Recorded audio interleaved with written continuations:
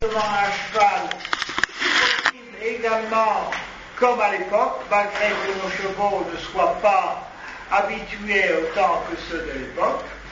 Et nous visitons également, nous reconstituons des combats un peu partout en Europe.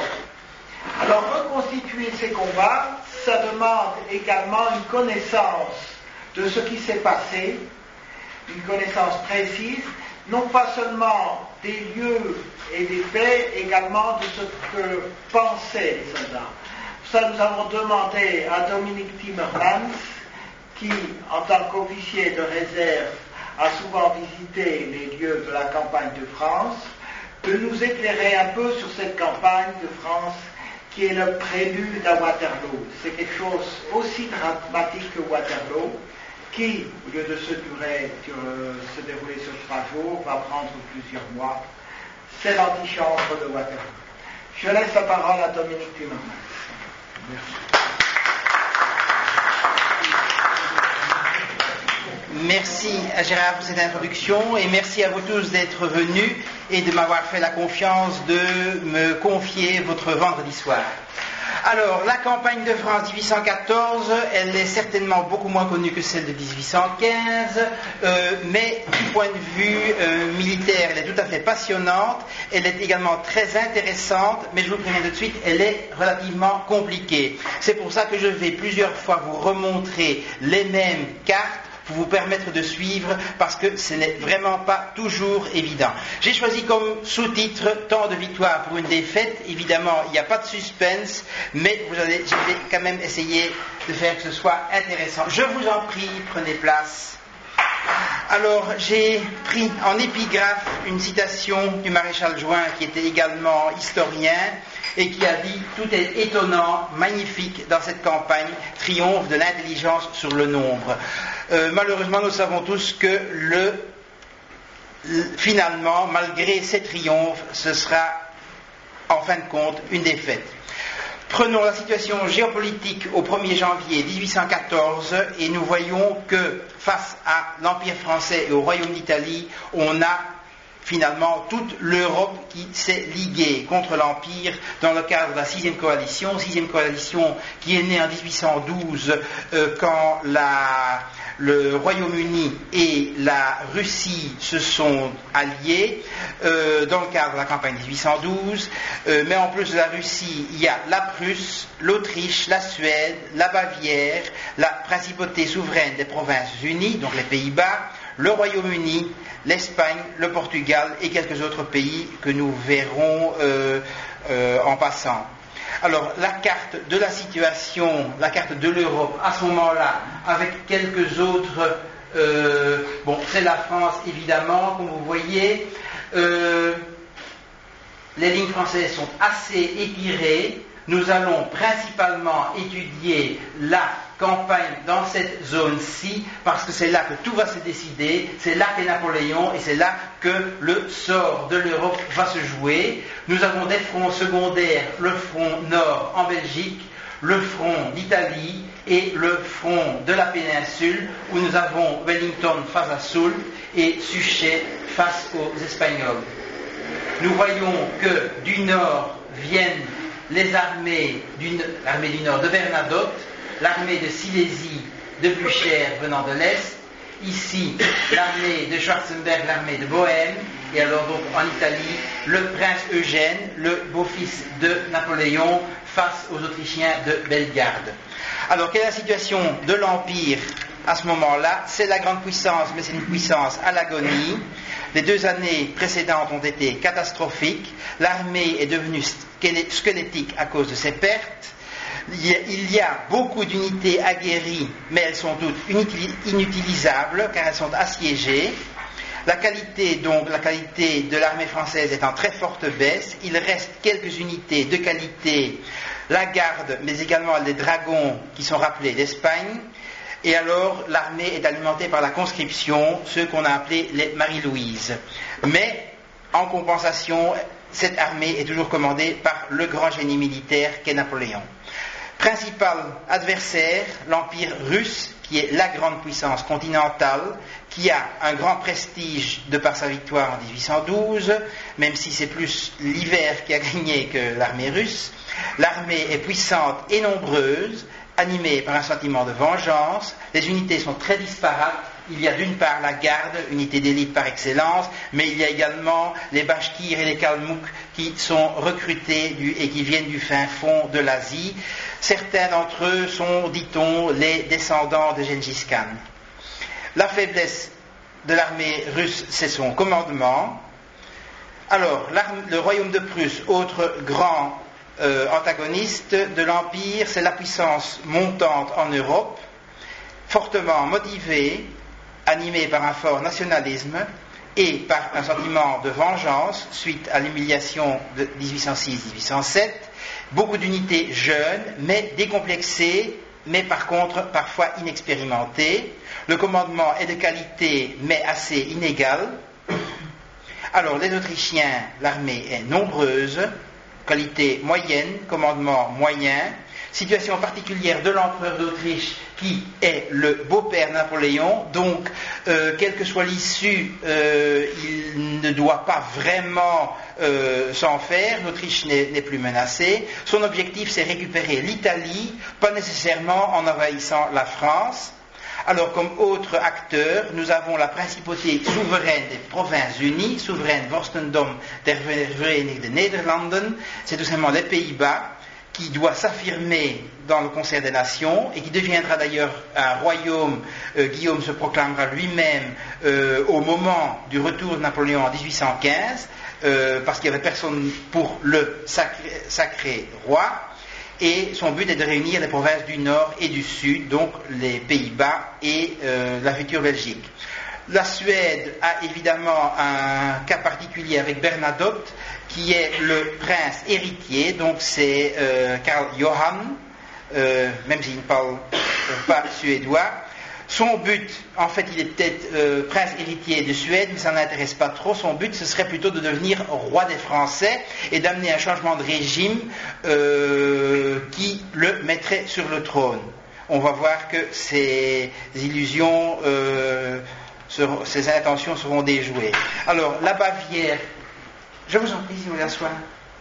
La Bavière, la Saxe et les autres États allemands, en quelque sorte, veulent se racheter parce qu'ils ont été longtemps des alliés fidèles de l'Empire, certains plus fidèles que d'autres, et donc veulent se racheter et surtout sauver leurs États. Beaucoup d'entre eux sont devenus rois grâce à Napoléon, ils voudraient bien rester après la chute de Napoléon, et surtout ils veulent préserver leurs frontières, parce qu'ils se sont fortement agrandis sous l'Empire, grâce à Napoléon. Ils savent bien qu'ils devront payer un prix, mais ils veulent garder les États les plus grands possibles. Alors évidemment, il y a le Royaume-Uni, qui est le grand financier des coalitions depuis le début, qui a la meilleure armée, mais qui est très faible en effectif. Évidemment, la Royal Navy, très importante, un excellent commandement à part pour la cavalerie. Le Royaume-Uni, il voit aboutir plus de 20 ans d'efforts, mais il sera seulement actif ici, dans le sud-ouest, donc dans les Pyrénées et dans le nord. Comme je disais, il y a des théâtres multiples. Le théâtre principal, ce sera à l'est, c'est celui-là que nous allons voir en détail avec les secteurs nord et sud. Et alors les théâtres secondaires, la Belgique et le nord de la France, l'Italie et le sud-ouest des Pyrénées. L'armée française, je montre ici brièvement, ce sont les pièces avec lesquelles, je ne vais pas dire nous allons jouer, mais vous voyez les différents corps d'armée, les différentes grandes unités dont Napoléon dispose. Vous remarquez tout de suite que certains de ces corps d'armée comptent à peine moins qu'un régiment finalement. Plus de 1000 hommes, c'est vraiment pas beaucoup. Ici, 3000 hommes, ce n'est absolument plus ce qu'on a pu voir à la grande époque où les corps d'armée comptaient 10, 20 à 40 000 hommes. Alors, ça continue avec la cavalerie. Il y a également d'autres armées françaises, donc sur les fronts secondaires, l'armée de Lyon, d'Augereau, l'armée d'Italie commandée par Eugène, l'armée des Pyrénées, Soult, et l'armée d'Aragon et de Castille commandée par Suchet. En plus de cela, très important, parce que c'est un des éléments décisifs qui, selon moi, vont déterminer l'issue de la campagne, il y a encore 50 000 hommes dans d'autres garnisons et forteresses en Belgique, aux Pays-Bas. À cela s'ajoutent 80 000 hommes dans des garnisons et forteresses en France, dont vous voyez quelques exemples. Au fur et à mesure de l'avance des Alliés, je vous en prie, prenez place. Au fur et à mesure de l'avance des Alliés, ces différentes villes vont être assiégées et ces hommes ne seront plus disponibles. Alors, 50 000 hommes, 80 000 hommes. En plus de cela, le 13e corps d'armée, 20 000 hommes, 4 divisions de Davout, est assiégé dans Hambourg. Et vous avez encore en Allemagne plus de 105 000 hommes dans les différentes villes que vous voyez là, Magdebourg, Danzig, Goglau en Pologne maintenant, etc. Et vous additionnez tout ça, ça fait environ 255 000 hommes, des hommes aguerris qui ont fait parfois de nombreuses campagnes et qui vont très cruellement manquer à Napoléon, qui va devoir se débrouiller avec ce qui reste de la garde, des unités tout à fait disparates, des gens qui savent à peine tenir un fusil et encore moins le charger, et il va devoir se débrouiller avec ça. Il va faire des miracles, mais il ne pourra pas changer l'issue de la guerre. Alors, quelques exemples d'uniformes français. Vous avez ici la garde. N'oublions pas que cette campagne se passe en hiver, donc il n'y a pas à attendre, il ne faut pas s'attendre à voir de magnifiques uniformes flamboyants, d'autant plus que n'oublions pas que beaucoup, par exemple même les officiers ne sont plus rentrés en France depuis la campagne de Russie, et donc presque personne n'a pu se faire un nouvel uniforme chez un tailleur à Paris. Donc ça explique que les uniformes seront nettement moins beaux qu'avant. Encore la garde, ici, la ligne avec des carabiniers, chevaux légers, lanciers, infanterie de ligne. Et alors, très important, ces hommes-là, qui sont en fait des gens récemment recrutés, des gardes nationaux, et parmi eux, on trouvera la dernière levée qu'on va appeler les Marie-Louise, parce que le décret aura été signé par Marie-Louise en tant que régente en France. Alors, les uniformes, ce sera plutôt ceux-là, avec la capote, ici ça va encore, ça c'est déjà un peu plus, mais je dis sur une reconstitution tout à fait intéressante et valable. Vous remarquez les sabots, il faut dire qu'il y a une grande partie de cette armée qui sera chaussée ainsi. Voilà encore quelques uniformes de gardes nationaux, c'est bien autre chose que ce qu'on a l'habitude de voir, ou bien encore ceci. Donc, s'ils ont un fusil, c'est déjà très bien. Il y en a qui sont équipés de piques et de fourches. S'ils ont un shako, oui. Éventuellement une capote et une besace ou une gibecière ou n'importe quoi. Donc absolument plus d'uniforme réglementé. Alors par contre, nous avons ici les dragons qui seront un peu considérés, qu'on appellera les dragons d'Espagne, parce qu'ils seront rappelés d'Ardar d'Espagne où ils auront servi de nombreuses années, et ce seront les derniers renforts, je dirais, aguerris, et ce sont des gens qui savent monter à cheval, ce qui n'est plus le cas de nombreux cavaliers, et pour cette raison, ils joueront un grand rôle. Et ici, plus pour le folklore, pour autre chose, un cosaque français, ce sont plus des unités locales qui ont été recrutées avec des gens qui savaient monter à cheval et qu'on a équipés de piques ou de lances. Donc les dragons dont je vous parlais. Comme alliés, il reste encore les Polonais qui se sont retirés, même si la Pologne en tant que telle n'existe plus, et également le Royaume d'Italie.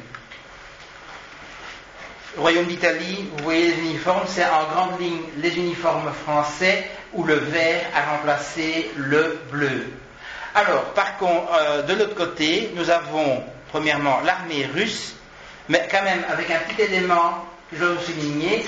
Vous avez vu que l'armée coalisée est composée d'un très grand nombre de pays différents, des uniformes encore plus disparates. Donc, comment vont-ils faire pour se reconnaître? Eh bien, tout simplement, il est convenu que tout le monde porte un brassard blanc.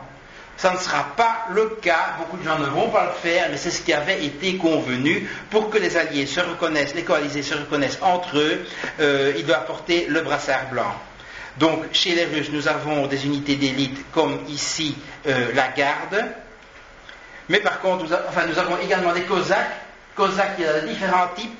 Les meilleurs, les Cosaques du Don, sont même dans la garde, mais nous avons également des Bachkirs et des Kalmouks. Certains, même un grand nombre, sont équipés d'arcs et de flèches, et c'est pour cette raison que les Français les surnommeront les Cupidons. D'autres sont équipés de lances, et ici, conservé au Volkerschlachtdenkmal de Leipzig, un authentique uniforme de Bachkir. Je crois qu'il y a très peu de musées qui en contiennent un. Alors l'armée prussienne, plus ou moins équipée de neuf, par contre, c'est souvent des uniformes français capturés, recoupés et ou teints. Ils sont en grande partie armés de fusils français de prise ou de fusils livrés par l'Angleterre, donc de fusils anglais. Alors, vous avez également des unités de ligne ou, par exemple, ici, la Landwehr avec un équipement très sommaire, une capote et une casquette. Et alors, la Landwehr que vous voyez se caractérise par une croix de Malte sur le couvre-chef, qu'il soit casquette ou shako ou képi. L'armée autrichienne, bon, vieille connaissance, qui a déjà combattu plusieurs fois l'empereur. J'attire votre attention sur ce qu'on a appelé le Feldzeichen, qui sont des feuilles de chêne portées sur le shako ou sur le képi. Et c'est une tradition autrichienne qui remonte à la fin du Moyen-Âge et qui perdurera encore jusqu'à la fin de la Première Guerre mondiale. Armée des États allemands qui ont donc combattu avec l'Empire jusque Leipzig ou jusqu'après. Donc Leipzig, c'est en octobre 1813. Donc, comme nous sommes décembre 13, janvier 14, il n'y a pas très longtemps, il y a les Wurtembergeois, les Bavarois et les Saxons principalement. L'armée britannique, dont nous ne parlerons pas tellement ici, avec les alliés portugais et espagnols. Et alors, sur le terrain, voilà ce que ça donne. Du côté allié, les différents corps de l'armée de Silésie, qui a gardé son nom en remontant quelques mois en arrière, à l'époque où elle combattait en Silésie, commandée par Blücher, mais qui comporte dans ses rangs de nombreux corps d'armée russes. Maintenant, il y a une chose importante, on parle de corps d'armée, mais c'est parfois un peu ambigu parce que vous avez des corps d'armée qui eux-mêmes sont composés de différents corps d'armée. Ici, le terme n'est pas toujours utilisé avec la même... ce n'est pas ma faute, c'est parce que la composition des troupes était comme ça à l'époque, avec la même rigueur que si on utilise le terme dans une seule armée. Autre petite divergence avec les termes habituellement utilisés, quand on parle d'une brigade dans l'armée prussienne, c'est en fait l'équivalent d'une division dans toutes les autres armées, et ce serait encore le cas en 1815. Très important, ce que j'ai indiqué en jaune, cette armée, comme toutes les armées alliées, sont régulièrement renforcées par des pertes, par des renforts, et les pertes sont presque instantanément remplacées. Vous voyez également ici qu'il y a des corps d'armée qui arrivent, par exemple au mois de février, pour renforcer. Donc chaque fois que Blücher va perdre un corps d'armée ou deux face à Napoléon, eh bien, il ne devra pas s'en faire, on lui en donnera d'autres. Les armées alliées, l'armée de Bohême, commandée par Schwarzenberg, autrichien et bavarois. Là, par exemple, vous voyez que le 5e corps bavarois commandé par von Wrede, que Napoléon vient de battre à Hanau le 30 octobre 1813, est composé d'un corps autrichien et d'un corps bavarois. Alors également important, les gardes et les réserves. Autre armée alliée, sous le commandement, l'armée du Nord, commandement de Bernadotte, assez hétéroclite.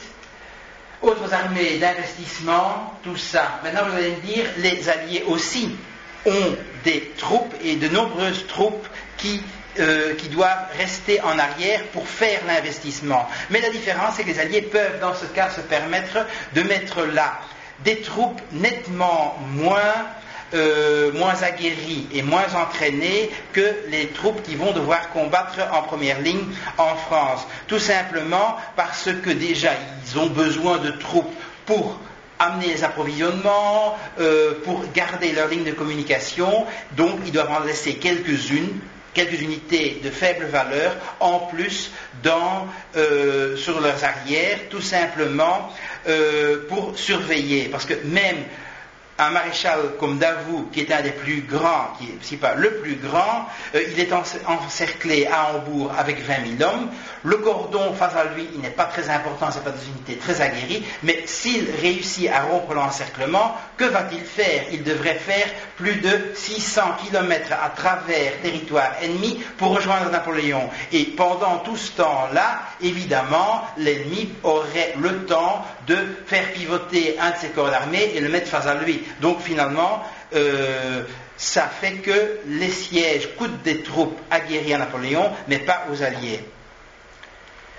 Alors, très brièvement, quand même pour vous rappeler ou pour vous expliquer quelques principes, deux grands principes de la guerre napoléonienne dans le sens de la guerre telle que Napoléon la conçoit et veut la mener. Premièrement, nous avons la manœuvre sur position centrale.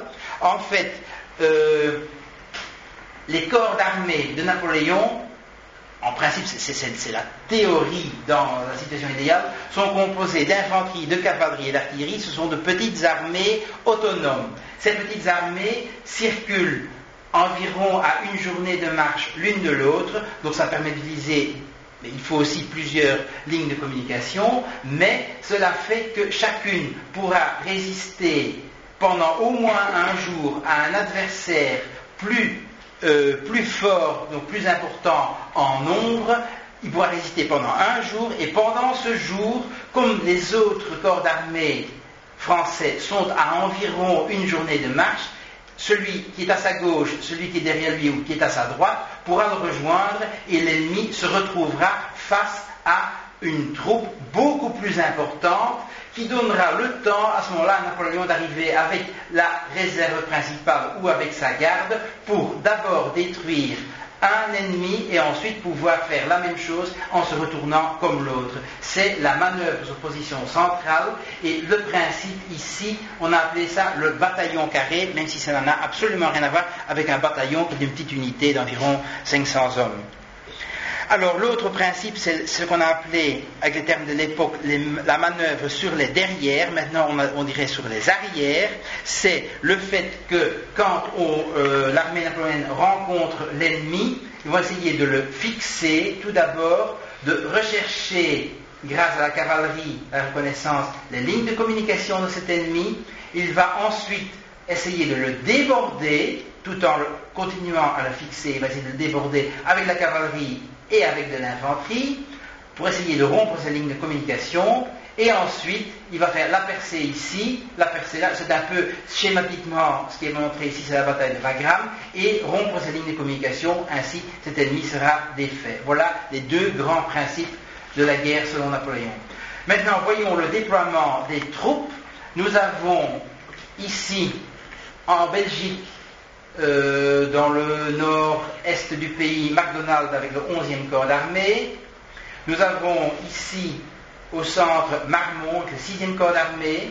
Vous avez Morand avec le 4e corps d'armée qui, sur ordre, va se faire encercler dans Mayence, qui ne sera également donc plus disponible.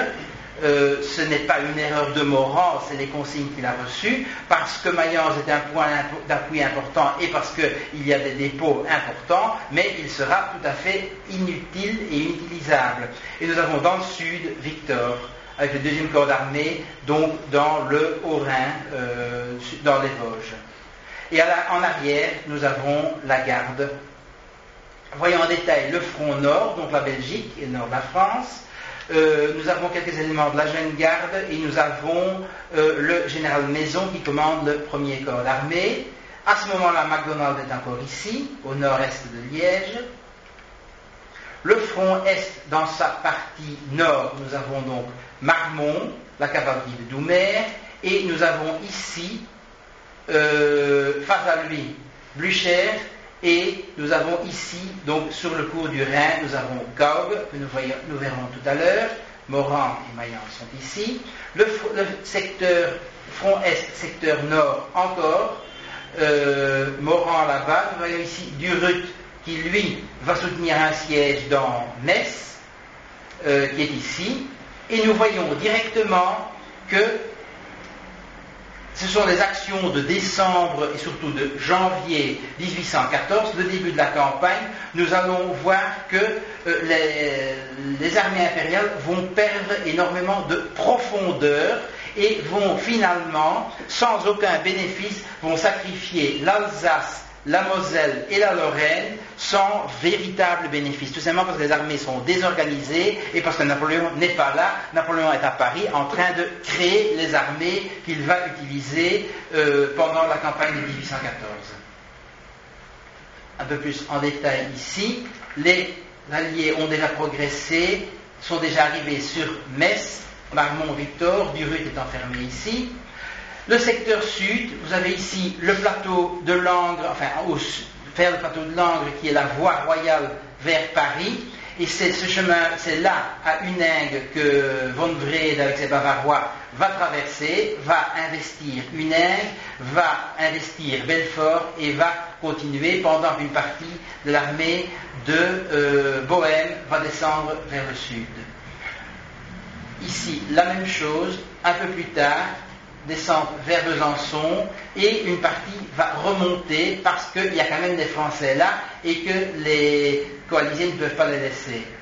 Alors, en résumé, ici, ce que nous avons vu tout à l'heure, le front sud, je ne vais pas trop m'étendre là-dessus. Alors, donnons maintenant un peu d'attention à la diplomatie. Le 16 novembre 1813, donc un petit mois après Leipzig et 15 jours après Hanau, les Alliés font la proposition de Francfort, qui est une négociation sur base des frontières naturelles de 1779, donc du traité de Lunéville. Ça veut dire que la rive ouest du Rhin est à ce moment-là encore, je dirais, négociable. Et Napoléon dit que finalement ce ne serait pas si mauvais de stabiliser la chose ainsi, et il accepte ces propositions le 30 novembre. Mais quand il accepte, les Alliés refusent et exigent à ce moment-là un retour aux frontières de 1792, donc avant les guerres de la Révolution.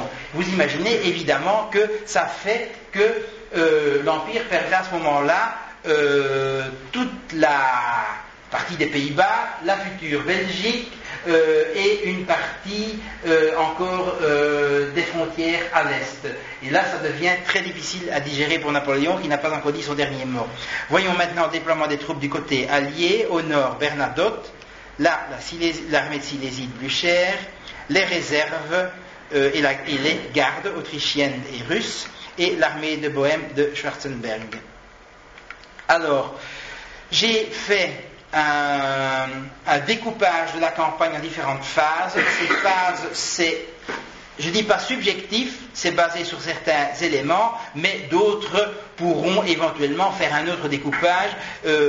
Chacun a sa façon de voir et je crois que tout peut se justifier. Première phase, la mise en place jusqu'au 26 janvier. La deuxième, arrivée de Napoléon, un revers et puis des victoires. Troisième phase, l'équilibre et ensuite la défaite avec les suites. Plan général de la campagne, carte très importante sur laquelle je reviendrai. Elle nous permet également d'étudier le terrain. Donc tout va se passer ici. entre, en gros, je dirais l'Aisne qui coule donc ici, la Marne qui joue un rôle important qui coule ici, et alors nous avons l'Aube, la Seine et l'Yonne. Donc très important, il n'y a pas vraiment de fleuve qui coule nord-sud à part la Meuse, mais elle est déjà franchie par les Alliés, et ça fait encore une fois du point de vue français regretter tout l'espace qui a été perdu en Alsace et en Lorraine, et donc tout aura lieu ici. Brièvement, je résume ce qui va venir. Première bataille, Saint-Dizier, ensuite nous allons ici à Brienne, ensuite La Rothière, numéro 4, Champaubert, c'est ici le théâtre de ce qu'on a appelé la campagne des 5 jours, 4 victoires en 5 jours, Champaubert, Montmirail, Château-Thierry, Vauchamp. Ensuite, Napoléon, ayant fortement réduit les effectifs de l'armée de Silésie du Cher, va se tourner vers le sud, vers Schwarzenberg, pour le battre à Mormant, puis à Montereau, numéro 9. Ensuite, combat où Napoléon n'est pas présent, Bar-sur-Aube, le 10, 11, Craonne, 12, Laon, 13, Reims. Et vous voyez que d'une part ça s'accélère, mais qu'en plus, ça va de plus en plus du nord vers le sud. Vous voyez ici de Bar-sur-Aube vers Craonne, 13, Reims, vous avez 14, Arcis-sur-Aube, très grave défaite, 15, Fayette champenoise, idem, une victoire, mais pas vraiment à Pyrrhus, mais inutile, Saint-Dizier, et puis la fin, 17, Paris. Première phase, la mise en place. Je vous laisse voir ceci, la succession, c'est ce que nous allons voir. J'attire votre attention ici, le 11 janvier, Murat, qui est le beau-frère de Napoléon, le trahit, parce qu'il voit que ça commence à tourner mal pour l'Empire. En même temps, pas en même temps, quelques jours plus tard, un petit mois plus tard, il s'aperçoit que Napoléon n'a rien perdu de son génie, et après les 4 victoires en 5 jours, Murat va se déclarer neutre, parce qu'il se dit, j'ai peut-être trop vite parier sur les coalisés, et puis quand Napoléon va être battu à Arcis-sur-Aube, il va encore une fois retourner sa veste. J'attire votre attention également sur quelques points en Belgique, on verra en détail. Ici, les pauvres Danois qui étaient restés fidèles à l'Empire cessent les hostilités parce qu'ils n'ont vraiment plus la possibilité de résister tout seuls là-haut, et donc ils cessent les hostilités. Alors, le premier combat n'est pas très important, mais il est assez symptomatique. C'est une petite bataille du côté de Sainte-Croix-en-Plaine, donc qui est près de Colmar. Vous avez quelques unités de cavalerie. Et je souligne ici le 2e dragon, puisque c'est eux qui nous ont invités. Il a participé, le 2e dragon, à cette bataille. Je vous en prie, asseyez-vous, il y reste encore quelques places. C'est plus cher. C'est ça. Bonsoir. Je vous en prie, merci. Alors, nous avons ici des pertes légères du côté français et des pertes nettement plus conséquentes du côté des Alliés. Au même endroit, quelques jours plus tard, une 2e bataille.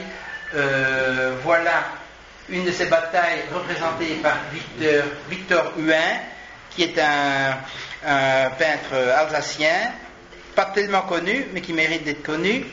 Alors, une petite visite sur le terrain pour un monument très peu connu, celui-ci, qui a été érigé en 1915 par un régiment bavarois qui était caserné là pendant la Première Guerre mondiale sur ce qu'on appelait localement, on est en Alsace, le Kosakenloch, le trou des Cosaques, et les Bavarois en 1915 ont mis cette inscription. Donc ici repose, tombé dans un combat de cavalerie près de Heiligenkreuz, donc Sainte-Croix-en-Plaine, le 24 décembre, outre des Cosaques et des Autrichiens, 21 valeureux Bavarois du 7e régiment de chevaux légers. Les Français, en même temps, ont également érigé un petit monument à leur mort de l'autre côté, mais cette inscription, vous ne la verrez plus parce qu'elle a été donc oblitérée en 1945 à la Libération. Alors, le 1er janvier, Blücher, alors que nous avons vu que von Wrede a déjà franchi le Rhin nettement plus tôt, le 1er janvier est marqué comme une date de l'invasion, enfin pas vraiment de l'invasion de la France, mais enfin comme une date importante du début de la campagne de 1814, ici à Kaup.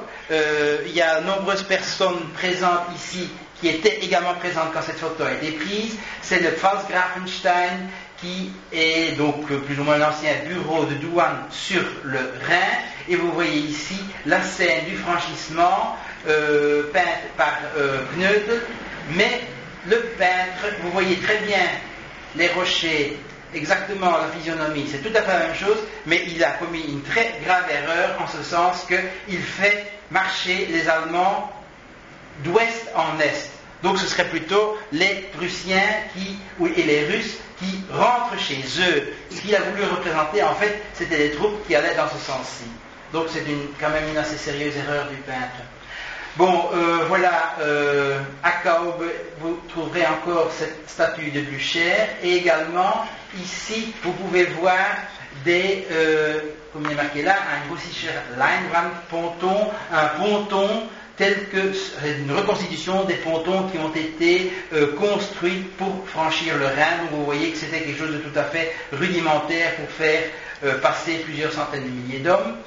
Petite bataille à Épinal où une division de la jeune garde est refoulée par les troupes du 4e corps du prince de Wurtemberg qui commande les troupes wurtembergeoises. Jetons maintenant un coup d'œil sur le front nord parce que, outre ce qui se passe en Alsace, au mois de janvier, il y aura des événements en Belgique. Et le 11 janvier, vous avez la bataille de Hoogstraten, où la 3e division de jeunes gardes du général Roguet va affronter les Alliés. Il y aura des pertes légèrement supérieures du côté français, mais les Alliés sont partout repoussés. Pourtant, les Français qui voient qu'il y a tellement d'unités que les Alliés, les coalisés, sont en surnombre, vont se replier sur Anvers. La bataille de Hoogstraten sera suivie de 2 autres petites batailles à Merksem et à Weinigem, et après ça, les troupes françaises vont se replier dans Anvers, et le siège va commencer le 14. L'armée française, ce sera le 1er corps de maison, et l'armée française à Anvers sera commandée par Carnot, qui, bien que opposant au régime, est venu mettre son épée au service de la France et fera une brillante, enfin je dirais pas brillante, mais enfin il a fait ce qu'il a pu en gardant Anvers et ne rendant la ville que le 4 mai, quand on sait donc que l'empereur a déjà abdiqué depuis longtemps. Comme je n'ai rien à vous montrer qui rappelle ces combats à Anvers et qu'il n'y a pas un seul monument, j'en ai profité pour vous montrer ces 2 photos, le revers d'une monnaie obsidionale, merci, qui est sûrement la dernière à avoir été frappée en Belgique. Donc c'est des monnaies frappées pendant le siège d'Anvers en 1814. Il y en a quelques exemplaires que vous pouvez voir au musée du Caillou. Alors, le 18 janvier, un petit combat, pas tellement connu, mais également emblématique. Le pont sur la Marne à Schwein, près de Chaumont, des grenadiers à pied de la garde, de Mortier, affrontent des Wurtembergeois. Les Français sont de ce côté-là. Les Wurtembergeois arrivent de ces collines et sont repoussés. Mais, malgré cela, les Français vont se replier, et c'est dans ça que c'est emblématique. Les Français n'arrêtent pas, quelle que soit l'issue des combats, n'arrêtent pas de reculer et vont donc, comme je dis, sacrifier toute l'Alsace et la Lorraine, la Moselle, sans véritable combat d'envergure, tout simplement parce qu'à ce moment-là, Napoléon est à Paris. Le 20 janvier, important chez nous, Bülow entre dans Liège. La deuxième phase, enfin, donc Napoléon va arriver. Voilà ce que nous allons voir tout à l'heure. Différentes batailles, Brienne, La Rôtière. On verra ça en détail. Ici, du 10 au 14, les 4 victoires de ce qu'on a appelé la campagne des 5 jours. Alors, la situation au moment où Napoléon arrive, Marmont est là, Gérard, Mortier et Grouchy, la cavalerie, et vous avez face à lui Schwarzenberg d'une part et Blücher. Donc nous avons vu en fait qu'ici c'est un peu le contraire de ce qu'on a vu dans les principes de la guerre napoléonienne, c'est que Napoléon finalement a plusieurs corps d'armée, mais que l'ennemi réussit à rassembler un bien plus grand nombre de troupes que lui. Évidemment, c'est tout à fait pernicieux. Alors, premier combat, qui est un petit combat de cavalerie. Les Russes ont occupé Saint-Dizier. Il y a des combats de cavalerie combats auxquels participe le 2e dragon, qui aura un officier tué et 4 officiers blessés, et les Russes sont éjectés de la ville. Donc ça commence plus ou moins bien. Ça je vous montre parce que c'est tout à fait extraordinaire. C'est le carré de l'empereur. Ça c'est donc un détail de la plaque que vous voyez là, à droite, qui est sur la route entre Montier-Anders et Giffaumont. C'est un endroit qui a été préservé où on voit encore le carré qui a été créé et les fossés, celui-ci, pas celui-ci, le fossé qui a été creusé par les gens de la maison de l'empereur pour installer sa tente. Je crois que c'est tout à fait un endroit unique et je n'en connais pas d'autres. Il existe peut-être d'autres, mais moi je n'en connais pas d'autres où on voit encore les traces des coups de pelle des gens de la maison de l'empereur pour établir la tente de l'empereur ici. Et puis finalement, ça ne servira à rien parce que ce jour-là, il ne va pas loger, il ne va pas dormir là, et il va aller à Montier-Anders, ici. Voilà une vieille carte postale parce que cette maison a été détruite lors d'un bombardement le 15 juin 40. Donc ça, j'ai peut-être oublié de le dire, l'immense majorité des photos, pas tous, je ne peux pas tout vous montrer, vous trouverez bien plus sur mon site internet, et ceux qui souhaitent la présentation PowerPoint n'ont qu'à m'envoyer un petit email et je leur enverrai la présentation. Je peux malheureusement pas la mettre en ligne parce que les tableaux, par exemple, j'en ai pas les droits d'auteur. Je peux les montrer, mais je peux pas les mettre en ligne. Et pour trouver l'adresse du site, c'est napoléon-monument.eu et vous trouverez, pour ceux qui ne la connaissent pas, sur le petit papier ici à la sortie, qui est également une présentation de l'association pour la conservation des monuments napoléoniens, association où j'ai quelques responsabilités. Le 29 janvier, bataille de Brienne-le-Château. Napoléon est en infériorité numérique par rapport à Blücher, dont il y a principalement les troupes russes. Les Français vont attaquer d'est en ouest. D'est en ouest, c'est ça. Blücher a établi son quartier général au château de Brienne-le-Château, qui se trouve ici. C'est tout à fait sur une hauteur, comme vous pouvez voir sur la carte. Et les Français, donc Huguet-Château attaque de là, Decloux attaque d'ici, et Duhaine attaque d'ici, contre les Russes. Le quartier général de Blücher est donc ici, nous l'avons derrière nous. Voilà le château en question, où Blücher semblait se plaire. Alors j'ai sorti comme exemple un beau dessin de Liliane et Fred Funken, qui ne se trouve pas dans leurs albums sur les uniformes, et qui semble en effet que Blücher appréciait les châteaux français, mais il va être tellement surpris par l'attaque des Français qu'il va devoir, en 4e vitesse, et grâce à l'aide d'un Prussien qui habitait, et ça a fortement choqué les habitants de Brienne-le-Château, il habitait déjà là depuis plus de 20 ans, il était tout à fait considéré comme un des leurs, et c'est lui qui va permettre à Blücher d'échapper par vraiment un escalier de service, et puis par une petite porte dérobée, et c'est ça qui va faire que Blücher va échapper à la capture. Alors, le château a été tellement saccagé par les Russes qu'il y avait entre autres des collections de naturalistes et il y avait pas mal d'animaux et d'organes préservés dans de l'alcool. eh bien les Russes et les Prussiens vont tout boire. Quand les Français vont arriver, ils vont trouver tout étalé par terre, à tel point que on n'a pas trouvé dans tout le château, et vous voyez qu'il n'est pas petit, ce château, on n'a pas trouvé une seule chambre dont les vitres n'étaient pas cassées pour y faire loger l'empereur. Donc l'empereur ne loge pas là également parce que c'est près du front encore, et il va aller à Mézières en Brenne. Sur le chemin, il a failli être capturé par un parti de Cosaques qui vont attaquer, et c'est le colonel Gourgaud qui va sauver la vie de l'empereur en tuant le Cosaque qui le menaçait. Vous voyez ici Brienne-le-Château, quelques kilomètres plus loin. Vous voyez, cette image-là, c'est un panorama à 180 degrés, donc c'est de sud-ouest vers le nord-est, et Napoléon va à Mézières en Brenne. Il va loger dans le village dont un de ses anciens professeurs, quand il était lui-même élève à Brienne-le-Château, était devenu le curé, donc l'abbé Henrion, et il va loger ici, dans cette maison. Alors, les Alliés réussissent à amener de plus en plus de troupes, et ça commence à aller relativement mal pour l'empereur, parce qu'avec 32 000 hommes et 128 canons, il va devoir affronter plus de 105 000 hommes et 286 canons ennemis.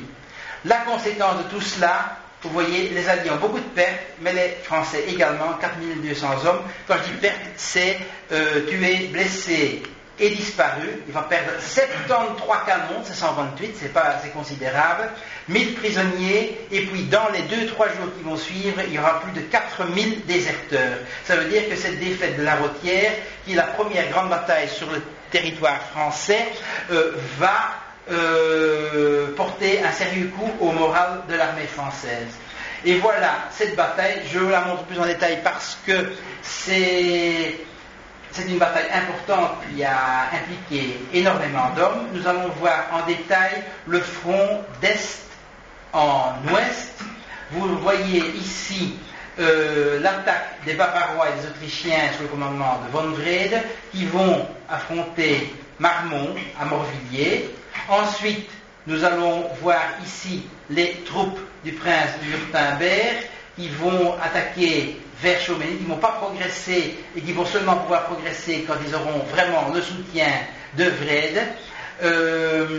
Victor a ses troupes sur un assez grand terrain. Une partie est commandée par Gérard qui vient d'arriver avec les réserves de Paris. Il reçoit une partie des troupes de Victor et une partie des réserves, mais il va devoir affronter Gyulay, donc général autrichien, enfin lui est hongrois.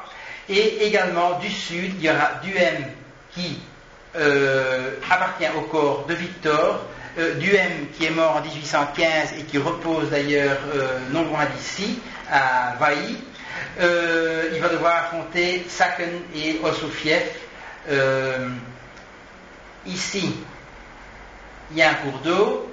Ici, il y a une forêt, mais elle n'est pas impénétrable. Et vous voyez directement que l'armée française, elle n'est pas vraiment prise dans un étau, mais quand même, ce n'est absolument pas souhaitable, d'autant plus qu'il y a une très grande infériorité numérique.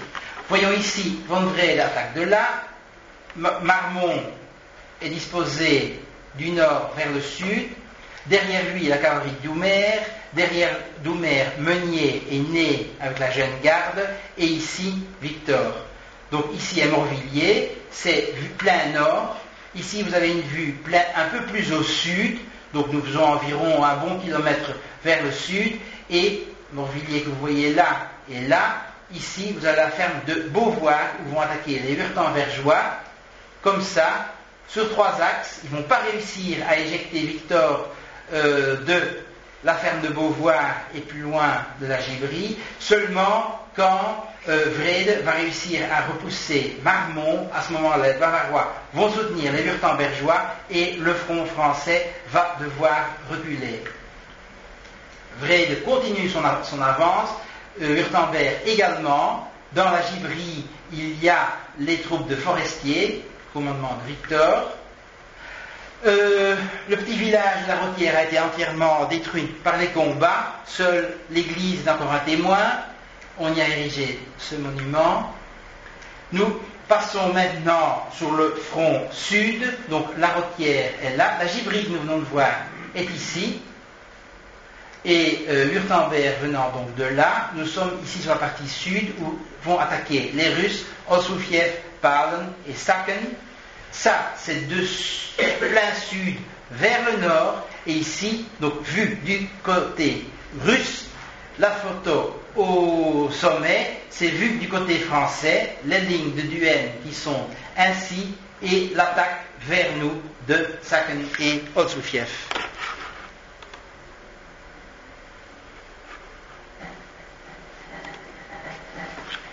Alors ici, un peu plus en détail, ce que nous venons de voir, l'attaque de Von Wrede sur Morvilliers, contre Marmont. En un deuxième temps, Wrede va prendre Morvilliers et va continuer pour pouvoir soutenir Wurtemberg. Là, vous voyez l'arrière. Morvilliers encore, vu du côté des assauts des Wurtembergeois. Vous voyez que c'est un champ de bataille qui est très bien préservé, contrairement à beaucoup d'autres. Malheureusement, on commence aussi à construire ici. La ferme de Beauvoir.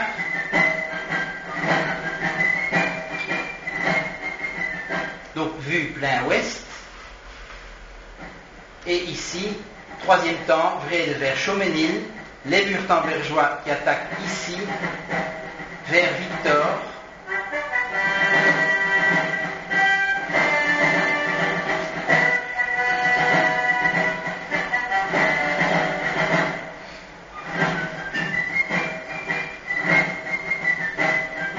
La Gibrie, qui est un petit hameau, un peu plus loin, derrière, il y a Petit-Ménil.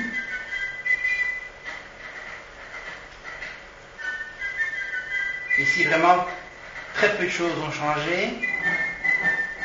Ici, nous sommes sur la partie sud. Nous regardons ici, plein est, c'est ce que nous venons de voir.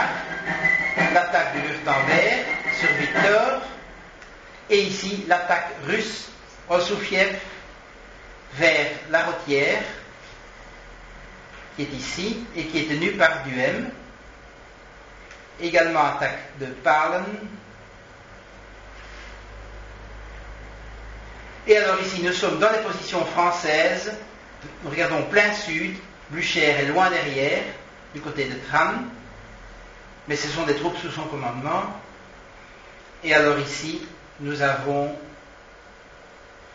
les troupes de Gyulai qui attaquent ici et de l'autre côté.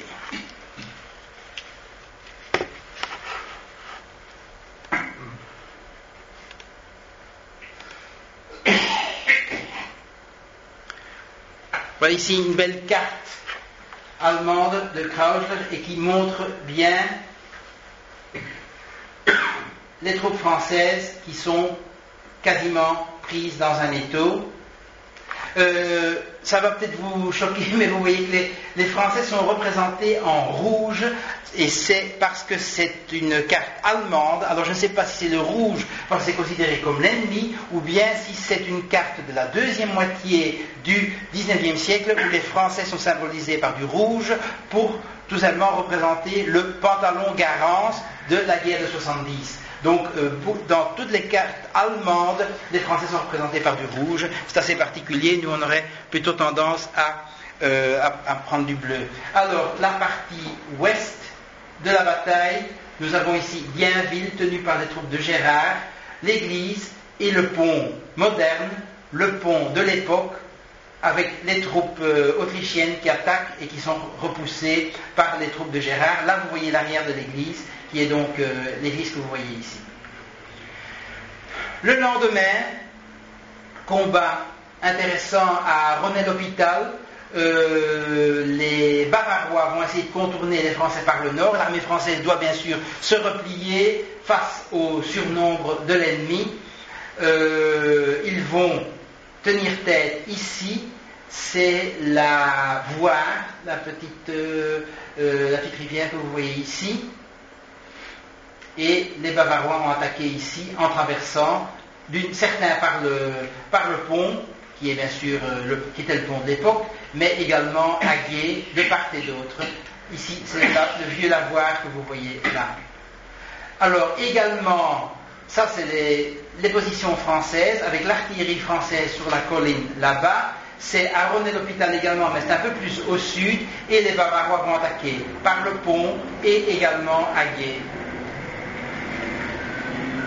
Pendant ce temps-là, le gros armée française va se replier par l'Esmond, donc qui est un peu plus à l'ouest, pour essayer de mettre une rivière entre l'ennemi et pouvoir se réorganiser. Et c'est l'endroit exact. Le pont moderne est ici, mais le pont de l'époque était à l'endroit plus ou moins du Gué, donc ici en fait. Donc c'est exactement le même endroit, près de 200 ans plus tard.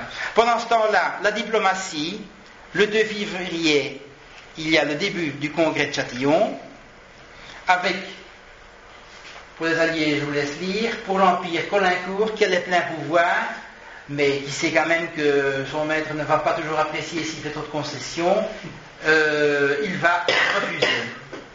Le congrès est interrompu le 8, il y a une rencontre le 17, une le 28, et le 10 mars est fixé comme date butoir pour l'acceptation par les Français des exigences des Alliés. Bon, le 10 février, Champaubert, je vais reprendre ici la carte que nous avons vue. Nous avons eu les combats ici, Napoléon, ici l'Esmond, va se replier, hop, une partie va aller comme ça, une partie va aller comme ça, et les Alliés vont faire une énorme bêtise. Ils étaient en surnombre, ils étaient ensemble, beaucoup plus nombreux que Napoléon. Qu'est-ce qu'ils vont faire? Eh bien, ils vont se séparer. Napoléon va en profiter pour battre les deux armées séparément. Ils ont dû se séparer parce qu'ils ne savent pas vers où va Napoléon, et en plus ce qui est flagrant, c'est que les Alliés montreront tout le temps une sorte de complexe d'infériorité parce qu'ils auront toujours peur de Napoléon. Et Napoléon disait 50 000 hommes et moi, ça fait 150 000 hommes, et il n'avait absolument pas tort parce que sur le terrain, les Alliés, si Napoléon est présent, ne vont pas oser attaquer, ou même quand ils remportent la victoire, ils ne vont pas oser pousser leur avantage parce qu'ils croient que Napoléon, avec sa baguette magique, va pouvoir faire tourner les événements. Et c'est flagrant, et on verra ça à plusieurs reprises. Alors ici, donc il va se replier, il va disparaître. Blücher va aller vers le nord, Schwarzenberg vers le sud, pour essayer de trouver et de rencontrer Napoléon. Ils vont avancer, mais en progressant par des chemins différents, et ils vont très mal se garder, et ils vont subir les fameuses 4 défaites en 5 jours. Je retourne à l'affichage précédent. Voilà. Première bataille, Champaubert, où Napoléon avait vraiment 2 fois rien. Il n'y a pas la garde, il y a un corps, celui de Marmont, 2 très petites divisions avec quasiment des troupes quasiment pas entraînées et un tout petit peu de cavalerie, mais il va surprendre les troupes russes d'Ossoufiev. Et regardez, vous comparez les pertes, 4% côté français, 36% du côté des Russes. Alors ici, les Français vont attaquer, la division Ricard va attaquer Baille, pendant que l'autre division de Marmont, Lagrange, va attaquer Bannet. Napoléon va faire tourner la cavalerie et va faire prendre les Russes qui sont en repli de flanc et sur les arrières par sa cavalerie. Les Russes vont être dispersés, Kornilov va aller par là, Oudom va aller par là, enfin, ils vont être tout à fait dispersés, et il y a quelques hommes qui vont essayer d'échapper à la cavalerie en passant par un terrain près de la ferme des déserts, le nom le dit bien, un peu marécageux, avec quelques étangs, et quelques-uns vont réussir à s'échapper par là. Voilà l'attaque ici de la direction Cézanne. Les Français vont du sud vers le nord, et ici c'est la division Ricard qui attaque et qui prend le village.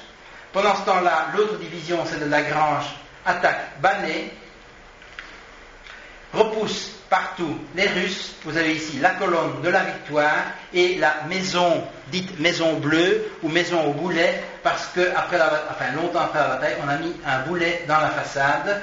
Voilà une vieille carte postale qui représente le même endroit. Bataille de Champaubert, ça c'est la ferme des déserts où les Russes se sont enfouis et où quelques-uns ont réussi à échapper à la capture. Ici, les gardes d'honneur qui saluent l'empereur.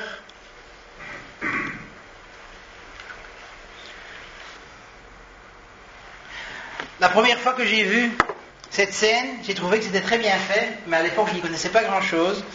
Et bon, je ne vais pas m'étendre trop là-dessus, mais déjà une chose, c'est que des charges de cavalerie, surtout de cavalerie lourde, ça doit être très compact. Vous voyez ici qu'ils sont tout à fait désorganisés. En plus, on charge sur les quelques centaines ou quelques dernières dizaines de mètres avant l'impact et sur un ennemi désorganisé. Alors il y a en plus les drapeaux, etc. Je vous ai montré ça parce qu'il s'agit de cuirassiers français face à de l'infanterie russe. C'est extrait du colonel Chabert. Et ça représente la charge à Eylau, mais également à Champaubert, il y a eu une charge de cavalerie relativement importante du 3e cuirassier, pas du 1er. Il a même eu l'honneur de pouvoir mettre Champaubert comme seule unité de cavalerie sur son étendard. Et donc cuirassier face aux Russes. C'est pour ça que j'ai inclus ceci. Alors ici, ce tableau représente la veille de Montmirail pour quand même parler un petit peu de la population civile qui ici va se mettre à disposition des armées françaises pour tirer les canons embourbés et également pour rappeler que la population de Champagne a beaucoup souffert pendant toutes ces campagnes, pendant cette campagne, parce que les armées n'ont pas, en plus c'était en plein hiver, donc rien à manger, l'approvisionnement n'arrive pas, et de très nombreux villages ont vu traverser plusieurs fois des troupes un peu dans tous les sens. Donc ce tableau représente la veille de Montmirail, mais également, c'est également une illustration des problèmes que tout le monde, tous les belligérants ont eu sur des chemins détrempés, et énormément de canons ont été perdus, tout simplement parce qu'ils y restaient coincés dans la boue, et que si on abandonnait le terrain, on abandonnait tous ces canons. La deuxième bataille, celle de Montmirail ou de Marchais, également une grande victoire française. Vous voyez les pertes, 1800, mais près de la moitié d'une seule division, la division Ricard, et pour des pertes bien plus importantes pour les alliés qui étaient pourtant plus nombreux. Maintenant, ces chiffres sont approximatifs, et plus, si vous prenez 5 historiens, vous aurez 5 chiffres différents, tout simplement parce qu'on n'est déjà pas tout à fait sûr de qui est présent. En plus des unités qui appartiennent à des corps d'armée qui sont présents mais qui sont coincés dans la boue quelques kilomètres en arrière, il y a des unités qui sont présentes mais qui ne combattent pas. Donc est-ce qu'on compte ceux qui ont combattu, est-ce qu'on compte ceux qui étaient présents? Ça fait qu'il y a d'assez importantes divergences. Le château de Montmirail, j'ai appris la semaine passée que ces beaux arbres avaient dû être coupés parce qu'ils étaient malades, mais ils ont été remplacés, mais ça prendra quand même de nombreuses années avant qu'on aura une aussi belle vue, une vieille carte postale comme c'était auparavant. Alors ici, très pratique, Google Earth, parce que ce sont des cartes qu'on peut utiliser librement, et on peut zoomer, on peut avoir les détails qu'on veut, pour voir le terrain. Montmirail est ici, ça s'appelle la bataille de Montmirail, mais ce serait plus exact de dire de Marchais. Vous avez ici la colonne de la Grande Armée à l'endroit où, enfin pas la colonne de la victoire où Napoléon a été un temps, il a observé la bataille. Le Tremblay, d'où est partie la division Ricard pour attaquer Marchais. Il va attaquer Marchais 4 fois il va être repoussé, et ce n'est que la 5e fois, quand il sera assisté de 2 colonnes de la vieille garde, qu'il va réussir à prendre Marchais-en-Brie, qui est ici. Donc les petits chiffres indiquent d'où les photos ont été prises, les photos que vous allez voir maintenant. La ferme des Grenaux, donc les Russes sont ici, ils sont déjectés de Marchais-en-Brie. Ici également il y a des Russes, c'est la vieille garde qui va les éjecter. Les Russes vont se replier vers la Haute-Épine et l'Épine-au-Bois, vont passer vers le nord. Ici au nord, Plénois, et plus loin, donc ça c'est la route de Château-Thierry, il y a les Prussiens de Jurgas, la cavalerie. Napoléon va directement envoyer la cavalerie de la garde pour empêcher les Prussiens d'intervenir, parce que lui-même attend des renforts de la vieille garde. Marmont va seulement arriver en fin de bataille. Donc la colonne, les attaques françaises, d'abord Ricard, et puis Ney et Friant avec la vieille garde, les troupes de York, Jurgas, sa cavalerie, face à lui, Nansouty. Donc ça c'est le nord, ça c'est l'ouest, le nord-ouest. Ici, les troupes qui arrivent, ce que nous avons vu, l'attaque de Ricard sur Marchais. Il va attaquer, il va encore attaquer, ça ne va jamais marcher. Et puis, ici, on est à Marchais, la ferme de la Cour des Reins, qui a été le théâtre de terribles combats, comme les environs de l'église. Vous avez ici, donc Ricard attaque par ici, et puis finalement le village sera pris quand il y aura des attaques latérales de la part de la vieille garde.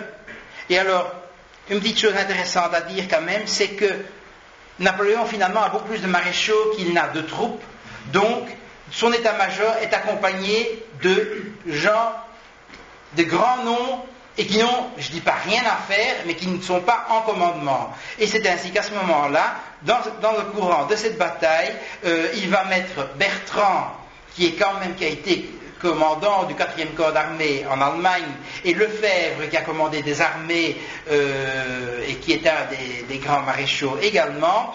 Il va les mettre chacun à la tête de 2 bataillons de la vieille garde, et c'est eux qui vont, parce que ce sont des tacticiens, merci, ce sont des tacticiens, mais en même temps ce sont surtout des meneurs d'hommes, et ils vont donc emmener, tout le monde les connaît évidemment dans la vieille garde, et évidemment ça ne se refuse pas, et c'est eux qui vont remporter, ici ils vont prendre Marchais.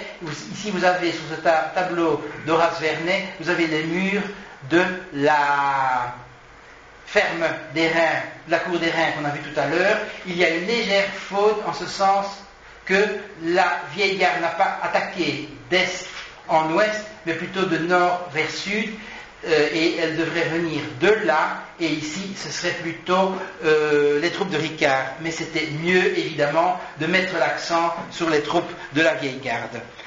Et bien voilà, la victoire, c'est la percée. Lié 23 est battu, York ne sait pas intervenir. Ici vous avez une vue à partir du sud sur Marchais, et en dessous l'état-major russe et la défaite russe.